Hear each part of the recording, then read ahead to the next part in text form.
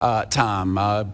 Congressman, you recognized. Thank you so much, Dr. Fox and Chairman Bean, for holding this important hearing today, and thank you to the witness for your participation. I'd particularly like to thank my colleague, Representative Adrian Smith. It's been a pleasure to work with him on this Educational Choice for Children's Act that we introduced earlier this year in honor of our colleague, Jackie Borlorski. I'd also like to thank former Representative Luke Messer, who's been a long-time champion of school choice. Representative Messer long ago caught the vision of school choice and how transformative educational freedom is for families, especially those in low income and unperforming school districts. Educational freedom is a civil rights issue of our time. Educational freedom supports students over systems and gives every child in America, regardless of his or her zip code, the opportunity to achieve the American dream. I've seen firsthand how access to quality education can change the course of a child's life. Educational freedom can give someone a second chance in life. I am passionate and will not stop fighting until every child, regardless of his or her race, socioeconomic status, family situation, or neighborhood, has the right educational freedom. It was a little bit earlier, somebody stated that no public rationale to support choice. I'm going to disagree vehemently on that. This is a civil rights issue. Every child has a right for an education. Every child has a right for a choice of going to the right place.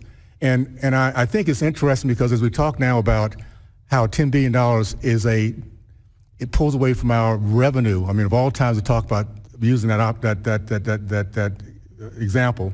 Let me just go back. We have Miss Allen here. That is a great example of what can happen with a choice. Let me tell you about the other kids who have not had a choice. 2017. 75% of the black boys in the state of California cannot pass standard reading and writing tests. 75%, no choice. Their parents didn't have the chance to have this opportunity we're talking about right now. You want to see the results of that? Look what's going on in the streets of California across the board in every single urban city where these kids have not been taught how to read, write, think, or dream. 100% of the black kids here in D.C. in one district are zero proficiency in math. Now, it's one thing to commit to public schools. If it's a bad school system, why should we put our kids in there? Why should you put your kids in there?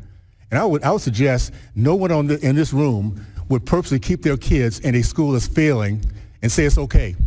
But some way we put aside this empathy and say it's okay for other kids, particularly blacks, Hispanics, those who cannot defend themselves. There is a result of us allowing this system not to have meritocracy put into this process.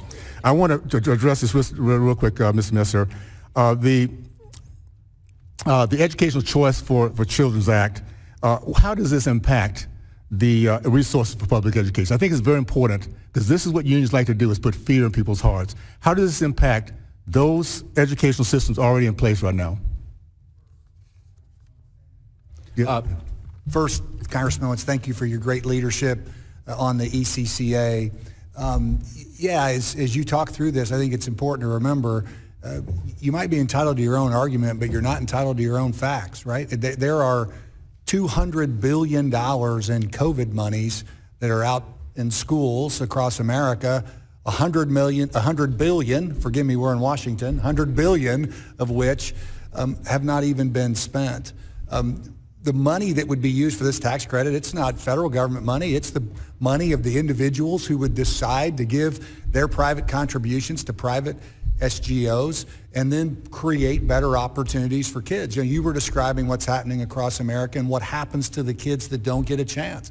I once had a chance to speak at the Basis Academy here in Washington, D.C., this extraordinary mathematics academy, math and science academy with kids from every zip code in Washington, D.C., with graduation rates in the high 90s, 90+% going to college.